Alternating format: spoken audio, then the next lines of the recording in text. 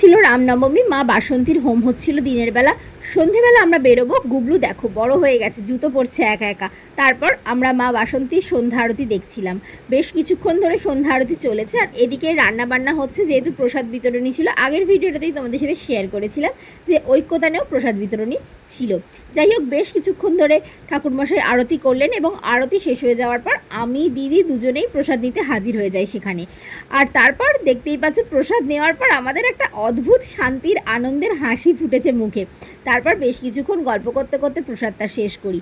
পরদিন ছিল বিজয়া দশমী বা বাসন্তী বিজয়া দশমী। সেদিনকে ঠাকুরমশাই সকাল সকাল এসে পুজো শেষ করেন এবং তারপর মাকে জল মিষ্টি খাইয়ে রওনা করেন সুতো কেটে কৈলাসের উদ্দেশ্যে। আর তারই মধ্যে পরিণীতা এসেছিল নখে এক্সটেনশন করাতে।